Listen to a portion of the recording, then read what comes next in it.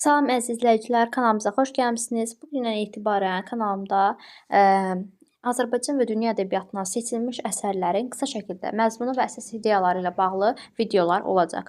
Mən düşünürəm ki, ədəbiyyatı sadəcə oxumaqla kifayətlənmirik, həmçinin onu duymaq və anlamaq da vacibdir. İndi isə keçək ilk əsərimizə. Şifaxlıq ədəbiyyatından Ağıllı Uşaq nağılıdır ilk əsərimiz.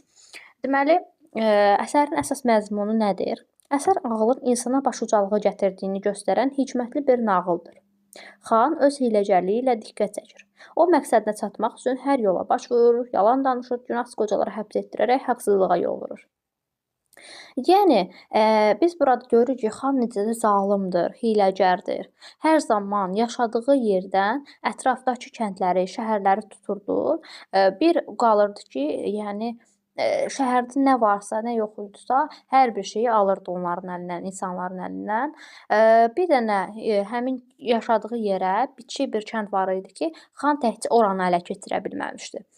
Çünki oranı da ələ keçirməməyinin səbəbi ağıllı qocaların olması idi orada. Xanın hiyləsinə cavab vermələri idi ağılla.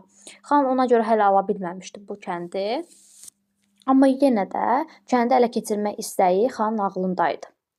Və ilk öncə xana məsləhət verirlər ki, onun yanında olan insanlar, adamları məsləhət görür ki, oranı ələ keçirmək üçün ilk öncə oranın ağsaqqallarını aradan götürmək lazımdır. Sonra da yəni talan eləmək asan məsələdir. Və demək onlar gedirlər, qocaları götürürlər və zindana salırlar. Bir bəhanə ilə qocaları aldadırlar, gətirirlər və onları zindana saldırır xan. Və biz burada görürük ki, xan necə haqsızlığı edir, günahsız qocaları həbs etdirir, zindana salır. Və onun bu addımlarından sonra kəndi fəlakət gözləyir. Ümidlərin tükəndiyi anda kəndin azyaşlı sakini Əhməd məsuliyyəti özlərinə götürərək əsas qəhrəmana çevrilir. Yəni, həmin kəndin adamları meydana yığılır və deyirlər ki, indi nə edəcəyik? Qocalarımız getdi. Onlar hər şeyi bacarırdılar. Yəni xana bir cavab verən onlar idi, düzgün şəkildə, ağıllı şəkildə cavab verən onlar idi. İndi onları da apardılar. Heç kimimiz qalmayıb. Yəqin kəndimizi talan edəcəklər. Və Əhməd çıxır deyir ki, mən gedə bilərəm. Yəni xana cavab verəcəm. Və o gəlir, nənəsindən soruşur. Onun nənəsi var idi, qoca bir qarı idi və deməli çox ağıllı uşaq idi Əhməd. Həqiqətən də çox ağıllı, dərrakəli bir oğul idi Əhməd və zaten kəndi də xilas etməyi də öz ağıllının, tədbirinin deməli səbəbi ilə kəndi xilas edə bilir. Əsərdə Əhmədin üstünlüyü tədbir əldən verməməsi, ağıllı hərəkət etməsidir. Həqiqətən də o necə ağıllı bir uşaq idisə, yaşı az da olsa, ağlı çox üstün idi. Bir çox yaşda böyük olanlardan ağlı çox üstün idi. O, gənc və təcrübəsiz olduğu üçün xanın çətin tapmacasının cavabını tapa bilmir.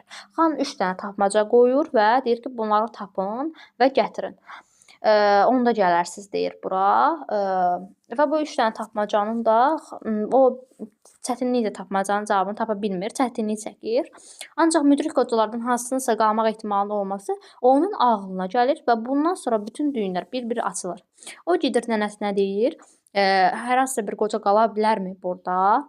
Nənəsi fikirləşir və deyir ki, kəndin bir müdrik qocası qalıb, o da şikəst olduğu üçün apara bilməyiblər, qalanı hamını aparıblar.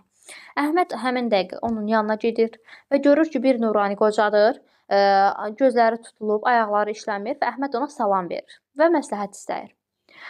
Əhməd qoca onun cavabını deyir və Əhməd xanın yaşadığı yerə gedib bunu öyrənməyə çalışır. O gedir, demək, bu nağılla tanış olduqda həmçinin Əhmədin özünün də ağıllı hərəkət etdiyi görünür və şəhərə girmək üçün qoyun dərisindən istifadə etməsi üsulunu o özü düşünmüşdü. Həqiqətən də o an onun yanında hər hansısa bir kimsə yox idi. Yəni qoca yox idi ki, deyək, ona yardım etdilər, ona bir fikir irəli sürdülər. Həqiqətən də o fikri özü irəli sürmüşdü ki, qoyun dərisindən üzərinə götürdü və oradan keçdi asanlıqla.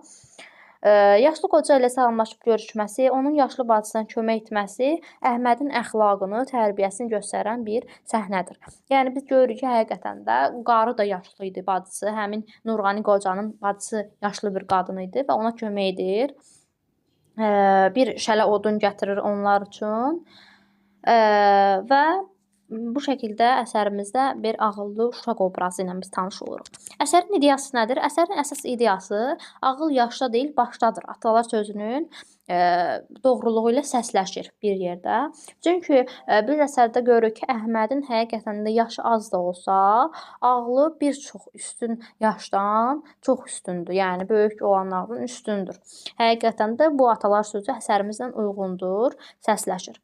Və imtahana düşə biləcək sual tiplərindən qeyd etmişəm sizlər üçün. Birinci sualımıza baxaq. Nağıldakı Əhməd obrazı ilə bağlı doğru fikri müəyyən edin. Məqsədinə çatmaq üçün hər yola başvurur, ancaq yalan danışmır. Xeyr, burada Əhmədə aid deyildi bu. Yəni Əhmədin yalan danışmır, bəli, amma hər cür yola başvurur. Bu xan üçün deyilmişdi, şah üçün deyilmişdi, amma o yalan danışırdı. Bu fikir doğru fikir deyil ümumi olaraq. Bu fikir yanlışdır. Nənəsi Əhmədə qoca ilə görüşməyi məsləhət görür. Demək, nənəsi Əhmədə qoca ilə görüşməyi məsləhət görür. Qoca ilə görüşməyi məsləhət görmür. Əslində sadəcə nənəsindən soruşur ki, kənddə bir qoca qalıbmı? O da deyir, bir qoca qalıb, o da şikəstdir. Onun üçün aparmayıblar. Sadəcə bunu bildirir nəvəsinə. Və həmən Əhməd özü gedir. Əhməd öz fikri ilə gedir də ora görüşməyə, ondan məsləhət almağa qocadan. Yəni bu məsləhəti almağı Əhmədin öz fikri idi. Bacarığı və tədbiri ilə kəndi xilas edir. Bəli, bacarığı və tədbiri ilə kəndini xilas edir. Əhməd bacarığı və tədbiri ilə kəndi xilas edir. Bu cavab B-dir. Cavab burada B-dir. Yəni biz bu fikri bacarıq və tədbiri ilə kəndi xilas edir. Bu fikri biz bir çox testlərdə qabağımıza çıxacaq bu əsərlə bağlı və bu fikri düzgün götürün. İndi isə ikinci suala baxırıq. Nağılla bağlı doğru fikirləri müəyyən edin. Xanın xoşladığı heyvan keçi idi.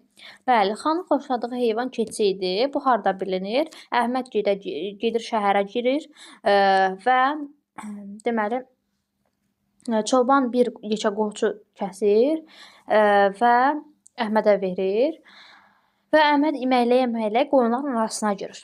Əhməd baxır ki, keçinin orada bir keçi var, üzəri də bəzənilib, düzənilib bir keçidir. Və çoban onun yanında qalıb, qızıl zınqrov keçirilib boynuna, üstünə tirmədən şal salınıb və o çobandan soruşur və çoban deyir ki, xanın ən sevdiyi heyvandır keçi və buradan bəlli olur, xanın xoşladığı heyvan keçi idi. Bəli, xanın xoşladığı heyvan keçi doğru fikirdir. Əhməd öz ağlı, bacarığı və tədbiri ilə kəndini xilas edir. Bəli, Əhməd öz fikirləri ilə, öz dərrakəli düşüncələri ilə kəndini xilas etməyi bacarır. Bu fikri biz hər zaman düz götürəcəyik suallarda. Xan məsləhətçisinin təklifindən sonra kəndi ələ keçirmək üçün hiyləyə atır. Bəli, xan yanındakı adamlar məsləhətindən sonra xanın deməli məsləhət verirlər və ondan sonra onları ağsaqqalları aradan götürməyə əl atır. Bu cür hiyləyə əl atır. Çalışdığım qədər qısa bir izah verdim. Əgər videom sizin üçün faydalı oldusa, kanala abunə olmağı və bəyənməyi unutmayın.